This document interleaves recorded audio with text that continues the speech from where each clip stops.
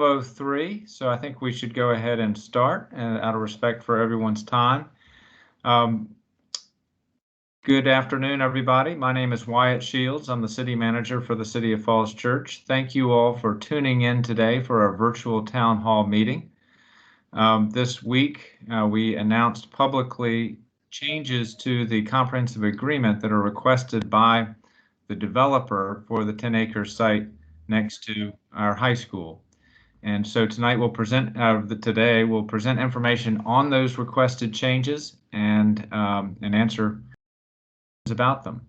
The schedule is to consider these. The City Council will hold a public hearing on these in January, and it is currently scheduled that the Council will take formal consideration of these changes at its regular meeting on January 11th. We're joined by many members of the City Council and Mayor Tarter. And Mayor Tarter, if I could turn it over to you for a few introductory remarks. Thank you, sir. Sure. Well, thank you so much. And thank you all for joining us today. As Mr. Shields just noted, we are here to let you know more about the proposed changes to our transaction on the north 10-acre property next to the school. But we want you to be fully informed and operate in a transparent manner. No decisions have been made with respect to the proposal. What we're doing today is just getting this information out to the public as soon as possible. I would have the developer and others note that our newspaper, the Falls Church News Press edition, comes out later today. And so I suspect that many members of the public are not fully informed as to the nature of the proposal at this time and may not have joined us for that reason. So we certainly will keep that in mind and may offer additional presentations or town halls like this in early January to make sure everyone has an opportunity to learn about what's being proposed and an opportunity as well to ask questions. As Mr. Shields noted, there are a number of members of council on this call and also members of boards and commissions. And I know we all would like to know your input and what you're thinking about this. So feel free, not only during the pendency of this call, but at a later point to reach out to us, electronically or by telephone or whatever you might feel most convenient to let us know your thoughts and opinions. So with that, I think I'm just going to go ahead and turn it back to you, Mr. Shields, and go from there. Well, thank you, Mayor Tarter. So I'm going to go through some slides that I presented to the City Council at its meeting on this past Monday. And if you can, Susan, just let me know that these slides are now viewable. They are. Okay. And let me turn it on to slideshow so it's a little easier to see. Okay, so I've got about 8 slides that we'll go through, and I'll just note at the outset that we also have representatives of Falls Church Gateway Partners, our developer partner for the 10-acre site. They are on this call and they're available to answer questions that the public might have as well. I also want to thank Peter Noonan, our superintendent of schools, for joining us on this call. And one thing that I would just note from the beginning for people who are tuning in, what we're talking about in this meeting is the 10 acres that is slated for private commercial development. And we're not here talking about the high school itself. That major project, of course, is nearing completion and is scheduled to finish on time and on budget for the semester beginning in January. So what we're here to talk about is the 10-acre site.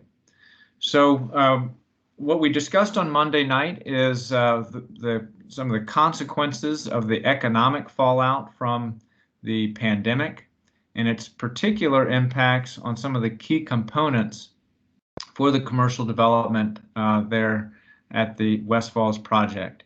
Hotel, office, and retail are some key components that the developer wants to be able to have on this site, and that the city has always had as a very high priority for the site as well, to create a really vibrant, walkable, and also a development that yields sufficient revenue to support the debt service for the high school. That was always our mission statement.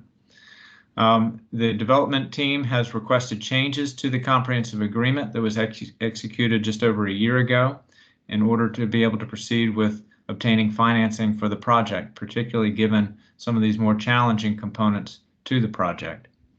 So we presented this to the public on December 14th, just this past week. Where we are right now is we have a non-binding understanding between the city manager and the partners in terms of the major terms that we're discussing. We have a town hall today, as the mayor noted. We'll likely have another one in January just to make sure the public is well informed about what is being considered. And as I noted earlier, this is scheduled for formal council consideration at the regular meeting on January 11th. Next year.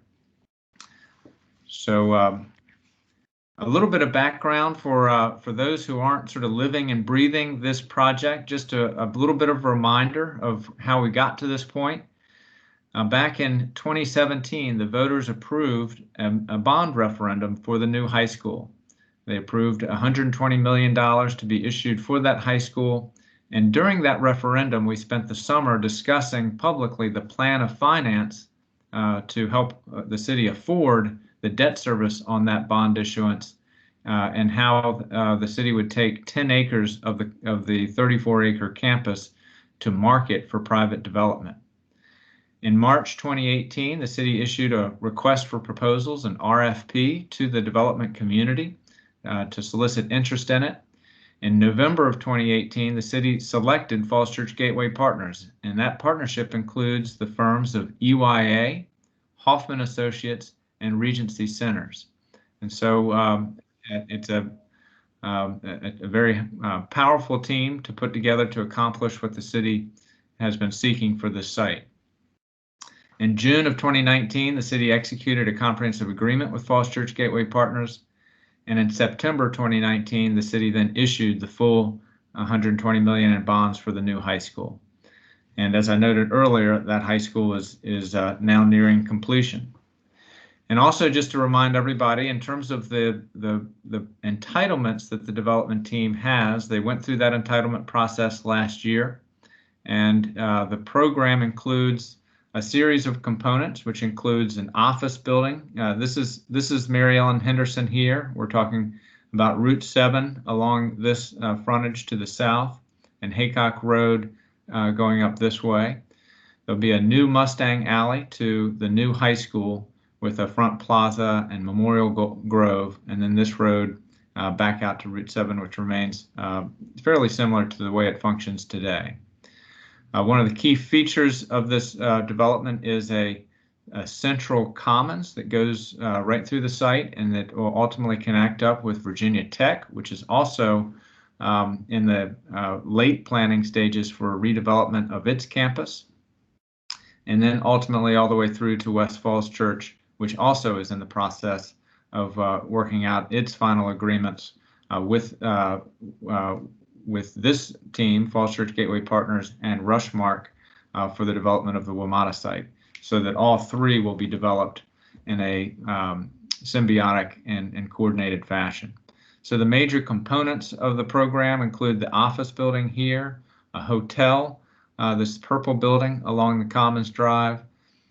This building is a condo building that steps down towards the high school. We have a senior building here, which is in pink, and a multifamily building here, which is anchored by a grocer that is one of the key retail components for retail, which would line the entire Commons development. So that program remains intact in terms of the changes that are being discussed. So let's just go through what is not changed. So as I just said, the program, including the hotel, office, civic space, senior housing, condos and apartments, all remain in the ratios that were discussed in the site plan and in the entitlement process. What also has not changed is that Falls Church Gateway Partners will carry out the demolition of the high school by May 29th. That was a provision in the comprehensive agreement and was part of the original RFP for the site, as well as a requirement of the developer to get that done.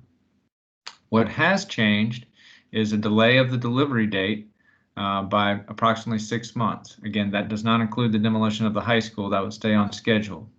But due to the contraction in the markets, the project would be delayed in terms of the delivery of the finished buildings by approximately 6 months. There'd be a reduction in the capitalized ground lease payments, and I'll go through that in more detail in just a moment. That would be offset by an increase in the ground rent payments over the 99-year term, and we'll describe that as well. And there are some new and revised profit share provisions that I'll describe as well. The capitalized lease payments, and this is a really significant reduction for the city, and this is why this discussion is so important and also so difficult. So there are scheduled to be 4 additional payments of $7 million each that are part of the comprehensive agreement. Those would be reduced to $4.5 million each.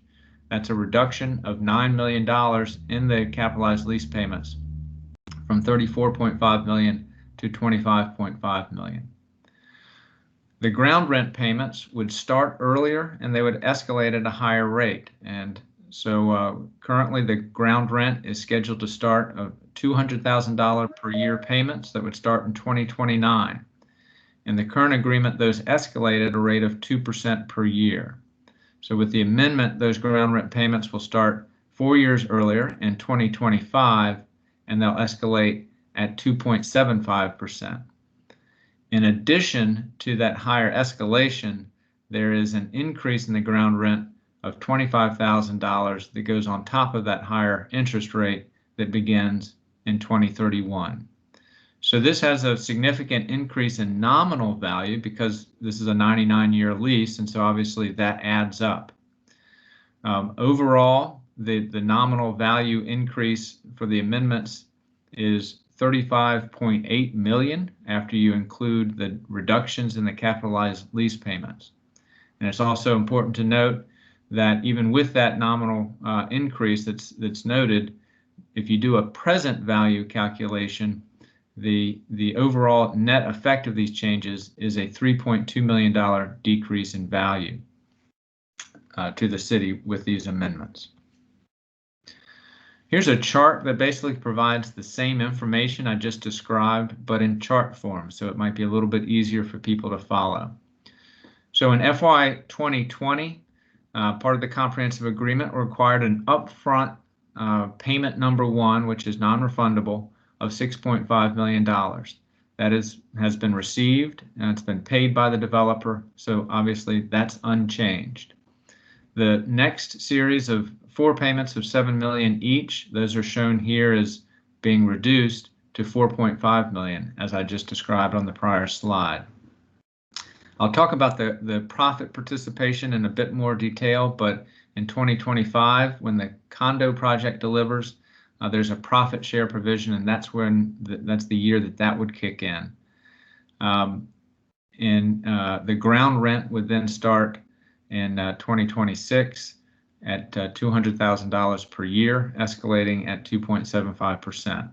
And then those ground rent payments just continue on. In 2031, there's the $25,000 increase that I noted on the last slide as well.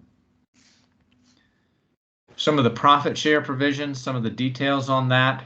So once all the condos are sold, there'll be a calculation that's done. The developer's pro forma assumes a certain value of what the average value of those condos will be. If the actual sales exceed that, the city receives 30% of that profit. So that's one of the profit share provisions. The other is what we call land lift. At the time of financing for the project, there'll be a new appraisal done on the land, and the city will receive 50% of the uplift in land value. Now, naturally, land increases in value once it's fully entitled and once the development is ready to go. So there is a potential for profit for both of these provisions, and this land lift provision is possibly the most significant of the two. The capital administrative fee. This is a provision that was in the comprehensive agreement, And what it stood for is that each time the property sells or is refinanced, the city would receive a benefit in terms of 50 basis points or 0.5% of the overall value of the gross value of that refinance or that sale. So for the leasehold, that is now dropped with this amendment. We do retain it on the condos, and it would apply to the sale of condos after the initial sellout by the developer. Other provisions that are in the comprehensive agreement with the high school demolition, that is a requirement of the existing comprehensive agreement, so that remains in force. The Washington Gas Regulator Station, with this amendment, that cost will be shifted to the city or to Washington Gas. Under the city's franchise agreement, it is the city's view that Washington Gas would be responsible for this cost, but we need to resolve that finally with Washington Gas, and that is not yet resolved. The cost for that is approximately $2 million. The pilot tax abatement program, which is a benefit for the developer, that remains unchanged, and the closing date is pushed out. Currently, the closing date for the 99-year ground lease is scheduled for August 3rd of this year, so basically 9 months from now. So we'd be extending that closing date out several months. In terms of sort of the fundamentals for the city, now, the city's expectation for this site has always been to receive market value for it. And our expectation has been that market value would cover the increase in debt service for the high school. With this reduction that is proposed, that plan of finance still does work for the city. What this chart basically shows is the balance of the capital reserves for the school capital reserves. Those would be drawn down, those would be drawn down from the current level of 16 million down to about 9.7 million when the payments start to come in. We then essentially cover the increase in debt service, which is not currently covered by the tax rates, which all of our residences and businesses currently pay, would be covered by these lease payments, and then ultimately by the net tax yield from the commercial development once those land sale proceeds cease. One thing I will note, we haven't talked in this presentation about phase 2. The phase 2 is for an office building and a residential building, and that is valued at $10 million, and that is unchanged. The actual provision is it will be $10 million or the appraised value at that time, whichever is higher. That remains unchanged with these amendments. So in summary, this change to the comprehensive agreement would be subject to the following conditions. One, completion of the demolition and rough grading of the trapezoid area of the high school by May 29th. And then obviously the obligation to diligently pursue the remainder of the demolition scope thereafter. That May 29th is very important for keeping Gilbane on track to finishing out the front plaza for the high school as well as the front parking lot. We call that the trapezoid area because that's the way it's shaped, and we've been calling it that now for years. But in order to keep that project on schedule, the demolition for that portion of the high school needs to be completed by May 29th. So that is a performance measure in this amendment.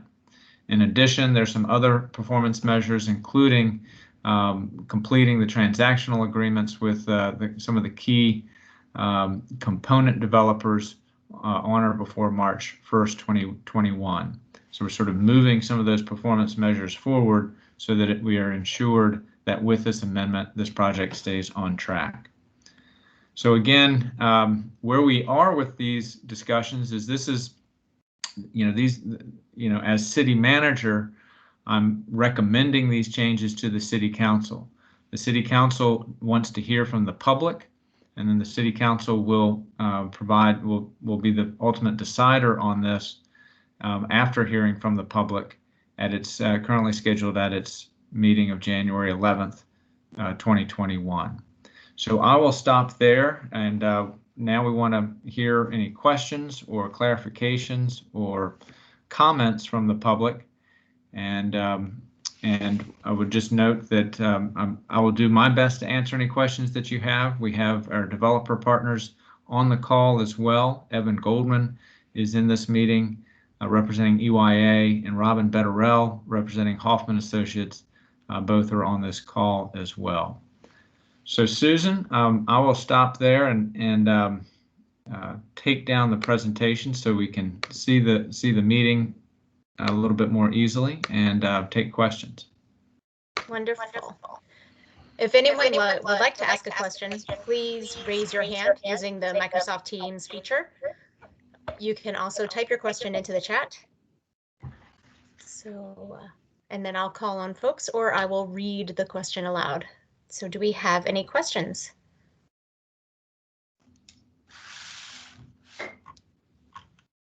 Any hands raised yet?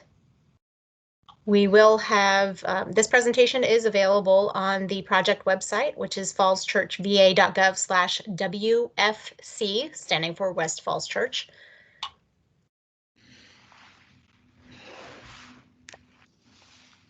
Let's see, and I'm checking. Okay. Aha, we have a couple of questions. Wonderful. Okay. I am going to call on people as I see them. Amy Crumpton, will you please unmute your mic and ask your question? Hello, I'm Amy Crumpton, and I am a commissioner on the Urban Forestry Commission for the City of Falls Church. My question has to do with that gas regulator and the $2 million. How are you going to verify that Washington Gas will be responsible or take responsibility for that before you press this to council, or how is that going to work out? Yeah, that's a good question. We're working that issue right now, and so it is certainly my expectation and hope that we'll have resolution of that before January 11th. If we don't, what the comprehensive agreement stands for, however, is that while Falls Church Gateway Partners will manage the project and continue what they've been doing, which is interfacing with Washington Gas on the logistics of that move, the city would be responsible for financing it. And so that's where that stands right now, and it's really now between the city and Washington Gas to resolve this issue with the franchise agreement. Thank you. All right, Nick Benton, please unmute your mic and ask your question. I guess the question a lot of people are asking is, what is the impact of this on the tax rate that citizens are going to have to pay going forward? So the in the presentation, the chart that we show of the debt service that is currently not covered by the tax rate and which needs to be covered by the project, with these changes, that delta, or that that amount of debt service that's not covered in the tax rate is covered by the lease payments. And so in of itself, the plan of finance of avoiding tax rate increases, we are still in the position to be able to accomplish that with these amendments. And now, when I say that, that's just in the context of the debt service for the high school. There could be a whole host of other issues that are happening with respect to operating budgets, and so that's not a blanket statement, but it is a statement with respect to the financing of the high school. Thank you. Next, we have Nader Baruch. Thank you, Susan, and thank you, Mayor Tarter and Wyatt and the rest of city government on this. I know these changes are certainly not what anybody had hoped for. I'll say a couple things. One, I think it's important to take stock, and Mr. Shields, I appreciate you kind of referencing the referendum that was put into place. But thinking back of how we got here, That site was not originally part of the city proper. We didn't control any of the zoning issues. That was part of a grand bargain that was drawn as part of the water litigation. And I know that we have a lot of new citizens, so there's a lot of history there, which was a monumental action that the city council worked through. I and other members were involved in that process, and this was really a key site for the city, for economic development, and the school, certainly. And it was supposed to really carry the day for us as we move forward economically. And it was supposed to be a huge engine that would allow for the new school, the new high school, and other capital improvements. And I think the community, certainly I was very excited to see this partnership happen. But with that said, I think this is now the second time that this developer has come forward with amendments to what they've been asking for. And this is essentially, I think, the second negotiation, probably the first one that's a little bit more public. So I appreciate that. And certainly the economic times have changed. And kind of looking at the math and looking at the presentation, essentially we're losing a guaranteed $9 million of flow right now of money. And this doesn't address potential other consequences of non-compliance and non-delivery. I'm sure that we'll get through, this phase, but I don't see any type of real assurances that the developer is going to ultimately deliver on other key economic aspects, which is why, again, we did this deal way back when with Fairfax and the Water Authority to bring this site in to the city, which is, the office, grocer, etc. So I am very concerned about what happens with those key aspects, which are going to be more difficult to finance for the city and for the developer. And I'll also say it's a bit telling that it looks like, as far as any transfers, that we would be covered in getting, percentage points for the condos, but not for the other aspects. And I question why that would be if there was confidence that those were going to get built out. I assume that the developer would want to keep that profit sharing. So I think that's a little bit telling of their commitments. And I know that, if they don't deliver, we could walk away. But I don't think that's the way to go on the key economic drivers of the project. So I hope, as the city council and the city manager are negotiating other aspects of this deal, that we get some type of surety bonds, which I think was raised by Council Member Snyder at the council meeting, on those key aspects. I think without that, the city is setting itself up and the developer for failure on key economic drivers of the project. And we could be in a situation where we end up with apartments and that's all we get out of this project. And I know, as one citizen, that's certainly not what was envisioned. That's not what the voters voted on. Thank you.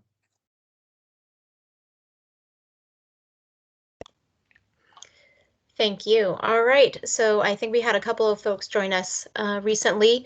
We are taking questions now.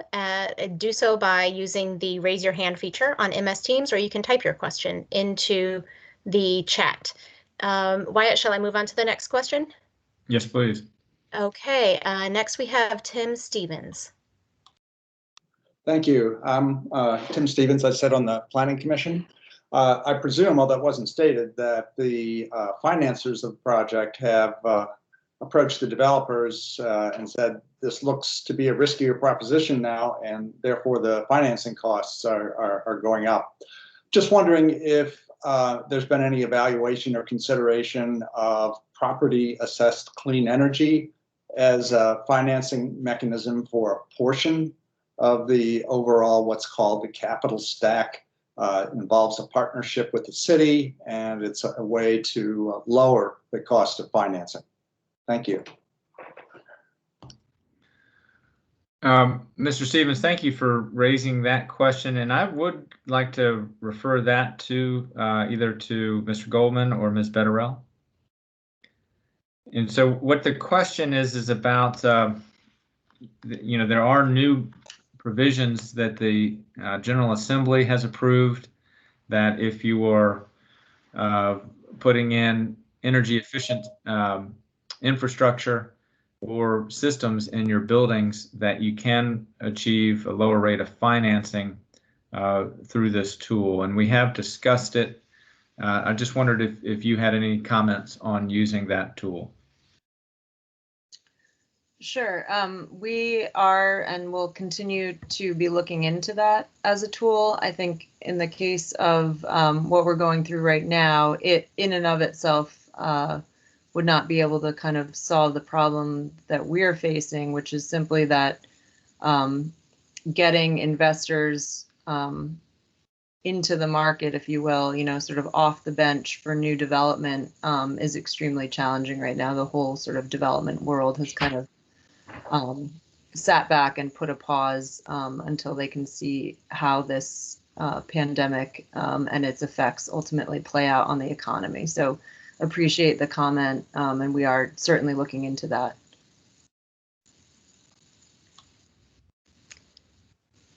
Thank you. We do have a request in the chat for the developers to respond to Mr. Baruch's questions and statement. If we need him to recap what he was asking, we can certainly ask him to speak again.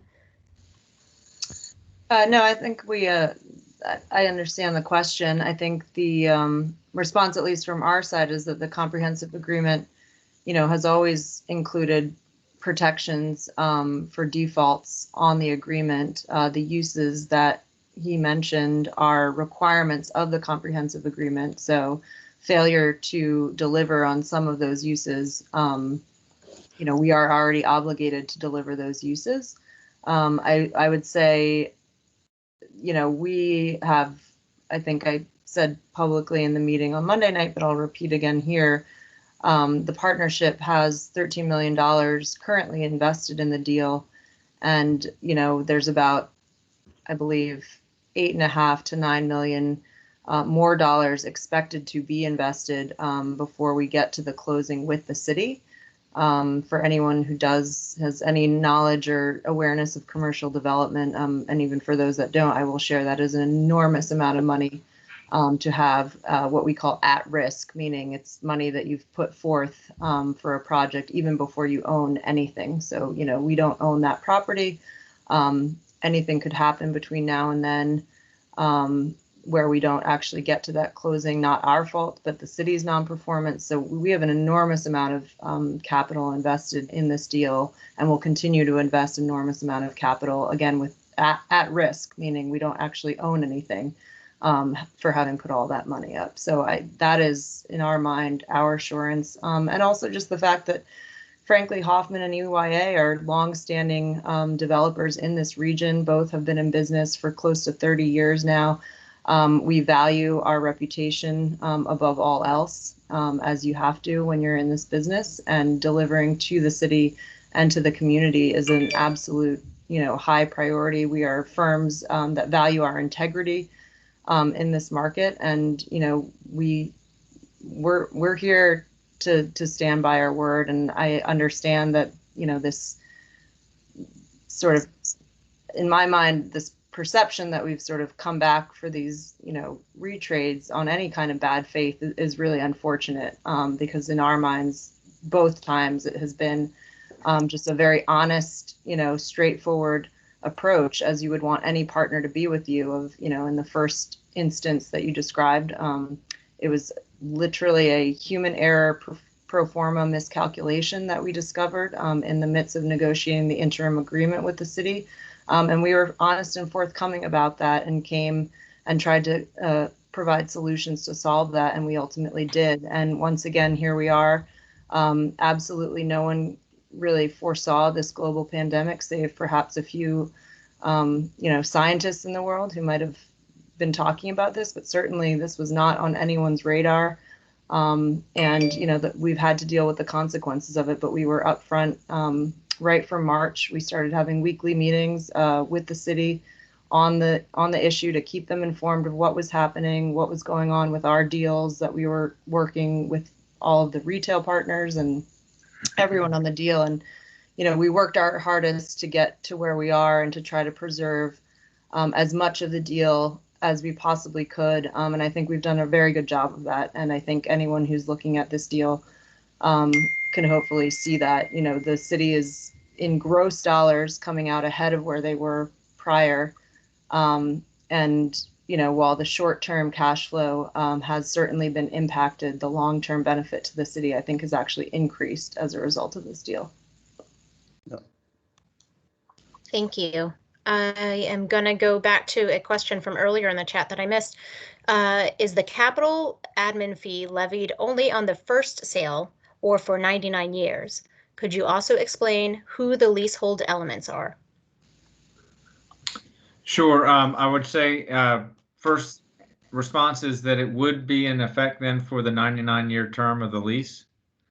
And so it would exclude the first sales, but then go into effect then for the term of the lease. And for the second question, in terms of the leasehold really is those elements of the project which are not the condo. Condo has to be sold basically fee simple. And so that portion of the land is being sold to the partnership where the condo building is, and the remainder is the leasehold. Thank you. I'm going to call on one of our raised hands now, Bob Young, and then I'll go back to a question in the chat. Yeah, Bob Young here. May I go ahead? Okay. Go ahead, please. What's your question? As many of you know, I'm chair of the Economic Development Authority, but I want to be very clear that I do not speak in this forum for the EDA. That could only come after lots of discussion. So I'm speaking for myself. I'll note that I am a commercial developer. I'm in that market, have been for a very long time. The first point that I'd like to make is I've been involved peripherally in these negotiations, and I believe the city has negotiated hard, worked hard on it. White and his team, I think, have done an excellent job, as just pointed out. I think everyone should note that in the long run, and the city certainly has to have at least a 100-year investment horizon, the city comes out ahead in all likelihood. Secondly, I'd like to reiterate what was just said, and that is this developer team has a lot of money at risk, and that has to tell everybody something. They're all in. They've been all in from the start. I'd also add that it's my belief, personally, that this is the strongest possible team the city could expect. If you looked nationwide, I don't think you could come up with a stronger or better team. As far as I know, they've always operated in good faith, and they continue to do so. So I would hope that the city council, the EDA certainly will be taking this up and making input to the city council. But again, from my personal point of view, everybody has to recognize that the pandemic has wreaked havoc on the commercial real estate industry, and certainly on financing, both from the point of view of equity and debt. I think it's important that we give this team the time to pull things together.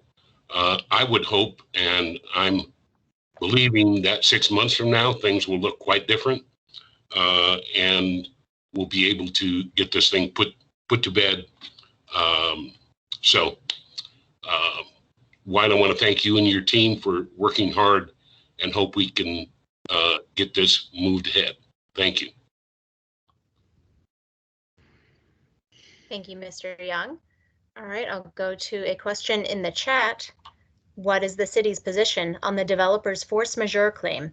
And how do we reconcile that with ongoing construction at Founders Row, progress being made at Broad and Washington, and Atlantic Realty's recent proposal? It's a very good question. The issue here is the constriction in commercial lending and equity investors in a project of this nature. And there are certain elements to it that are particularly hard hit by the pandemic. And that is, in terms of the elements of the developers' case that they've been making to the city that is compelling.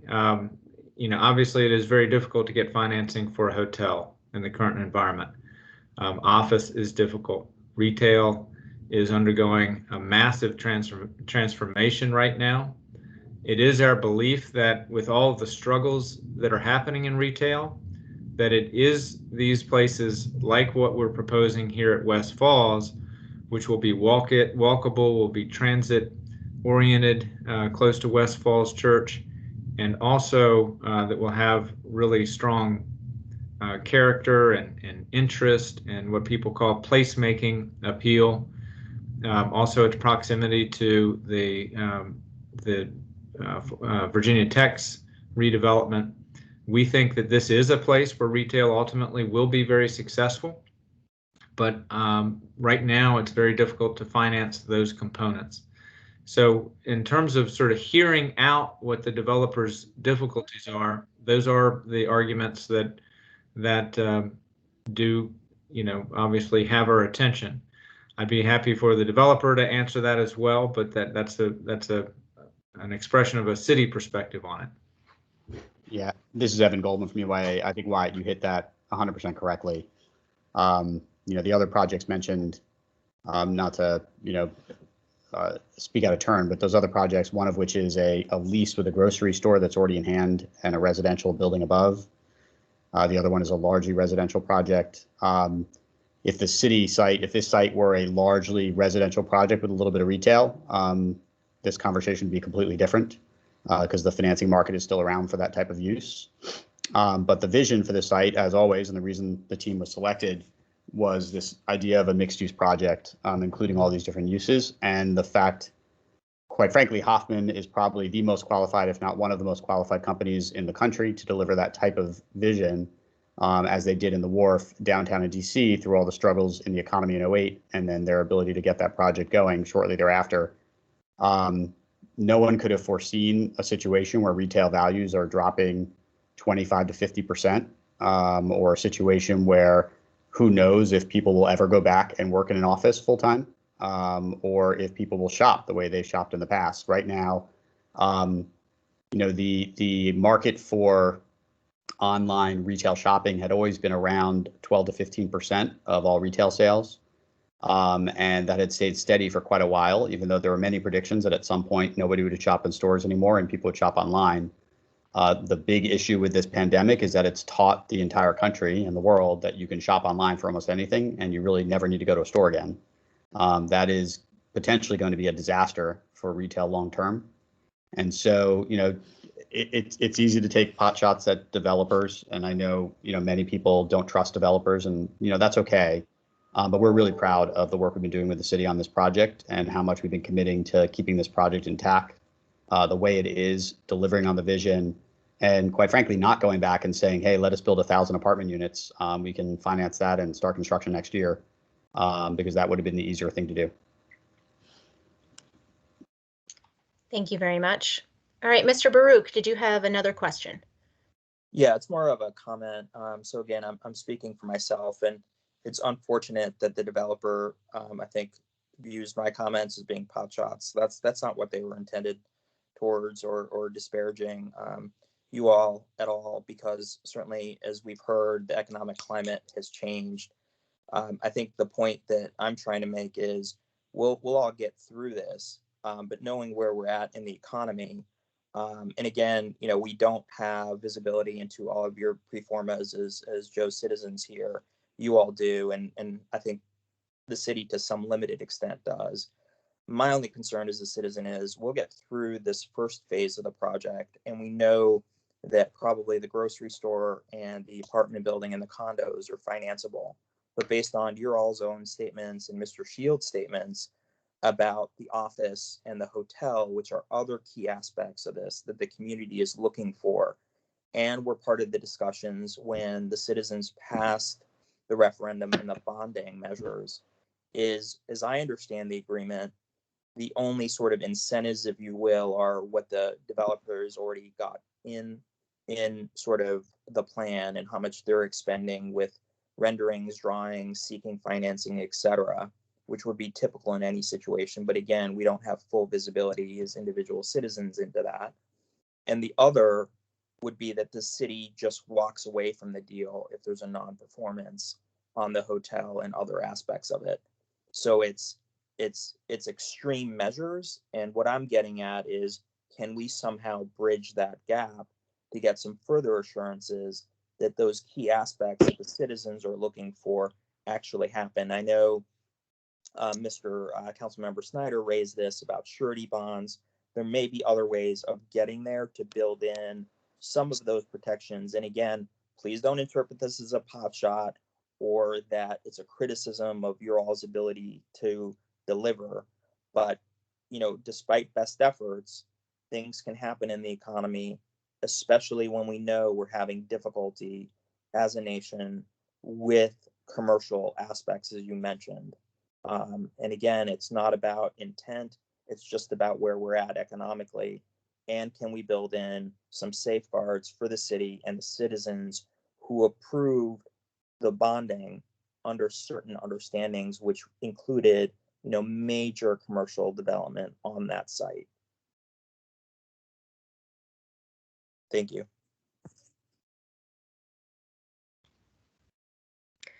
Great, thank you. Ms. Roth, you had a comment and some questions.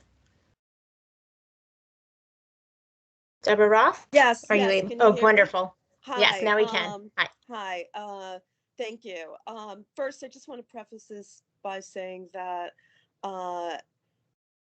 overall, I understand the reason for this and I'm supportive. But I'm wondering if we can get some more information. Just say briefly that I was off this meeting for about a minute or two due to a scheduling conflict. So I apologize if I say something that was addressed, but it appears not. Is the city, this is a couple questions here, but all on the same theme. Is the city able to review the developer's financing in the same vein as the way the bank does it and is doing it? When would we know the status of the financing? And is there any reason to think that this still could become a financial issue, such as signing leases for the project, and if the vaccine didn't work as planned? Thanks. Thank you for that question. Yes, the city does have visibility into the financial assumptions that the developer is using. And, you know, we hire a commercial real estate expert to help us as we're going through that financial information. Obviously, I don't have that expertise and city staff typically don't, but we do have consultants, and Ted Risher is our lead consultant, and he is on this call. So, you know, basically with, you know, this was done under the Public-Private Investment and Infrastructure Act. And through the rules of that procurement process, there is, it's a pretty open book process. So that the city does have visibility into, you know, what the developer is looking at from a financing perspective.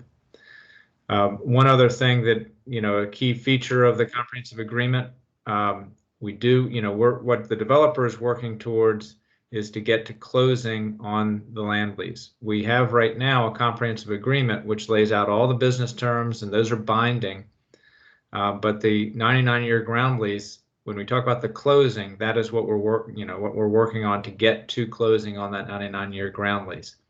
At the time of execution of that ground lease, all the financing has to be put together, and with that financing, all the completion guarantees and all the things that banks and equity investors require are in place. So there's a tremendous amount of work that still needs to be done to get to closing in a difficult environment. And so that's one of the reasons why we're giving additional time to get to closing. I hope that answers the question, and Ted or others, if you want to jump in as well. Yeah, there were a couple other parts to that. It's actually written up in the chat if you want to check that. Thank you, Wyatt. Okay. Thank you, Deborah. All right. Let's see. We have Well, Mr. Can somebody answer those other parts? So yes, let me read aloud. I'm trying. So when will we know the status of the financing? So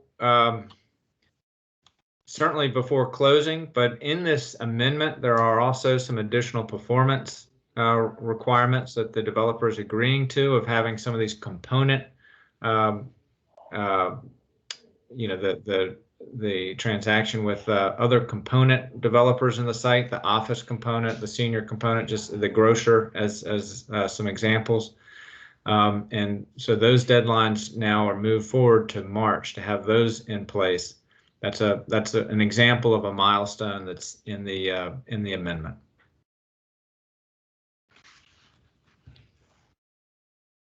Great, thank you. All right, Ms. Tarpinian, would you like to ask your questions? Yes, this is a slightly different direction on this question, but since one of the issues seems to be an extra commercial space that there's concern about whether it's going to get filled or not, has any consideration or action been taken to see if there's a possibility of putting Creative Cauldron into a project that's already well underway versus one that is not even off the ground or approved yet? Is that anything that anybody has talked about at all?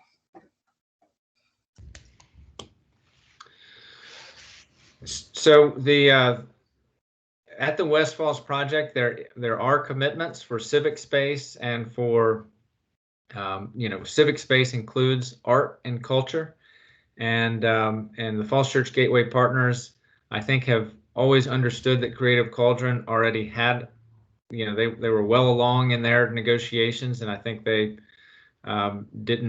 chose not to interfere with that, with where Creative Cauldron is currently planning to go at the Broad and Washington project, if that gets its final entitlements by the City Council, which is scheduled in January.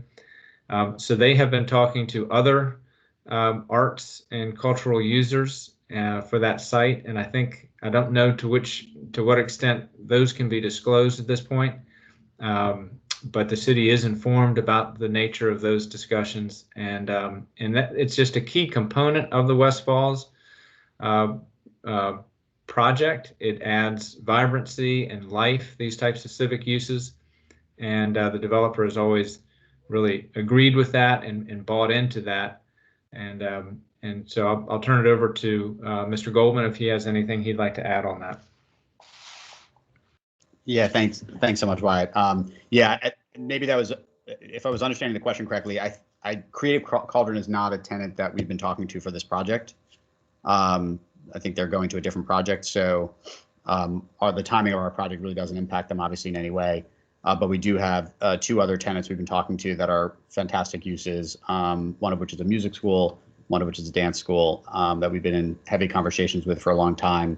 And they are getting subsidized rent. And in fact, one of the positives, I'd say, is when we had originally won this deal 2 years ago, we had assumed that those tenants would be paying roughly $20 a square foot plus expenses. And what they'll end up paying is a fraction of that. And so even though the economics on that have deteriorated, we've kept our promise of bringing those tenants in, and that was prior to the pandemic. So we think that they're important. That they do is they add, they're a great anchor for the project. They're a great amenity for the community, something that really doesn't exist in Northern Virginia. And those types of uses are critical to make mixed use projects successful. And our team is very proud of the fact that, we really are trying to deliver the vision that we had promised.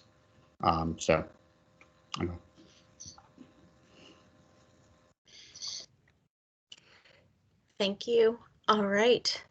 I am looking for any additional questions or comments.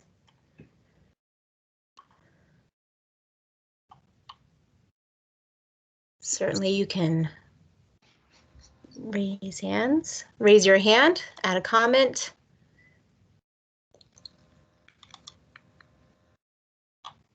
All right. It seems like we may not have any more questions. Mr. Goldman, were you going to comment? Just really quick, I just want to apologize. When I used the phrase pot shots before, that wasn't meant towards anyone on this call in any way. It was meant more generically, nationally. Developers have a certain rap, and sometimes it's, we end up being a target. What I was actually saying was, in this case, we really worked collaboratively with the city. We've been meeting with Wyatt weekly, if not more. Staff has been incredible. And I hope what we've shown is our commitment to the project and our kind of unique ability to deliver on the project. So I was kind of using a phrase that is used, but not intending to say that anybody on this call was doing that. Wonderful. Thank you for clarifying that. Councilmember Snyder, you have your hand raised. Would you like to make a comment or ask a question? Sure. Thank you very much. I wanted folks to know that that I was able to join the call. I was on a vaccine distribution call, so I had to appear late. But I want to thank everyone. I want to thank the developer for being here. I really have two questions, and maybe they've been discussed before I was on. The first is this the first time the developer has requested / demanded a renegotiation of the financial part of this contract? And secondly, what is the rate of return that the developer wanted, and what role does that play in the immediate questions? These are just matters of information for the public. Thank you.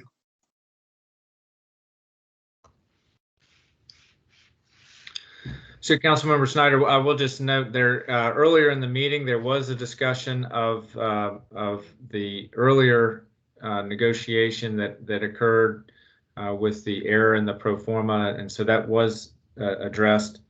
The developer may want to speak to it again. For the second question, I think I would turn that over to either to Mr. Goldman or Ms. Betterell. Sure. Sorry, can you just repeat your second question, Dave? Mr. Snyder. So the second question is that the issue may well be an issue of rate of return. What is the rate of return that the developer sought, and what was the difference that would be obtained by the changes that have been proposed? Sure. So the current, and just to be clear for everyone on the phone, when we say the developer's rate of return, what we're really talking about is the project's rate of return. And so when we take this out to the capital markets later in 2021, that's the return that we're speaking of. And as in any investment, you're trying to put something out there that's attractive enough for someone to come in and take the enormous risk that exists in commercial development. So as of when we signed, the typical sort of return expectation for those kinds of institutional investors, which would be the pool of investors for a project of this size and scale, there's simply, no one else who has that kind of available cash to put out there. So you're talking about, the Prudentials of the world, folks like that. Large pension funds are big investors in commercial real estate development often. And typically that return expectation sits somewhere between a 16 and 18% return. As of the pandemic, in order to get folks off the shelf, in talking to a lot of the equity market brokers that we deal with, return expectations have gone well above an 18, in some cases into the low 20s, again, depending on the project, the location, the types of mixes, and whatever. So what we told the city we needed to get to was to an 18, which is sort of the bottom rung of where we think this is financeable. It was, we were previously, I believe, Evan, you'll have to jump in here because I was just coming onto the project at the time, but I think when we originally signed the IA, we were at a 16. You're on mute, Evan, but you're not. I think. We were between a 16.5 and a 16.8. Right. And so, post pandemic and the sort of drops in real estate values that have occurred, particularly in the case of retail, we were somewhere around a 12. And so what this plus a combination of some other things that we did on our side to reconstitute the deal, including, you know, and this isn't necessarily anyone's business, but I feel like it's helpful to share, including, you know, essentially eroding any hope of return that our company's money would get on this. Again, that's that at-risk capital that comes in before you get your institutional equity partner in. You know, we gave up a lot of that just to get this done and to make sure that that equity partner is going to get their return that they're expecting. So I think that's a really important point. Again, it's kind of a little maybe more open kimono than any of our principals would appreciate, but I think it's important to know that. Yeah, and I'd say that just for everyone, you know, public-private partnerships, which are extremely complex in a lot of jurisdictions, when their goal is to create long-term commercial tax revenue, office buildings, retail, grocery, hotels. In many instances, the land is free, quite frankly, or very, very low because of the extraordinary cost and risk of those specific product types relative to residential. And I think here, what's unique is we're not only trying to generate all those tax revenues, but also build a great high school by funding the bonds. And I think we've done everything we can to make sure that we are delivering a project that's going to be able to do that for the community and not put you all at risk.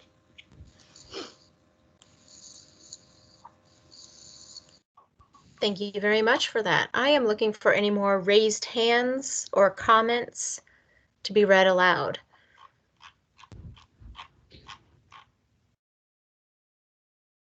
I'll give one more moment.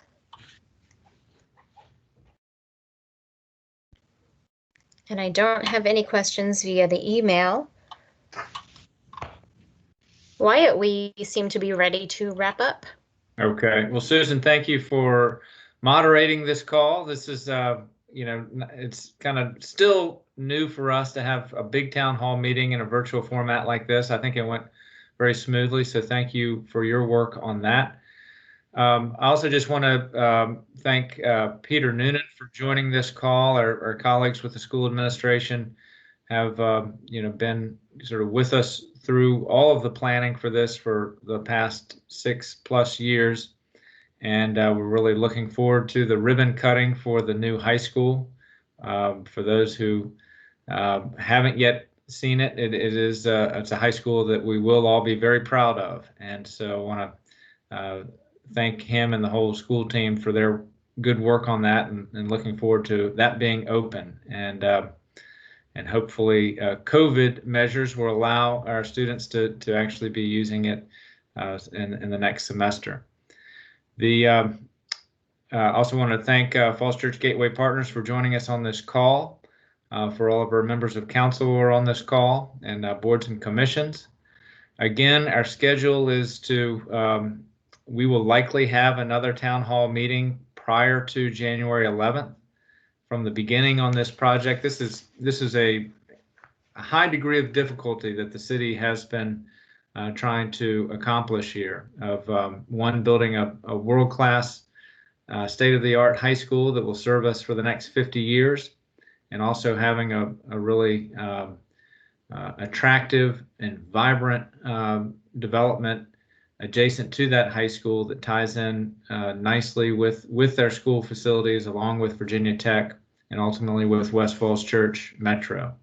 And it's never been easy, but I think the key ingredient for us has always been to be as open and sort of go through a process that people can follow along with, even when there are twists or turns in that path. And there have been up to this point.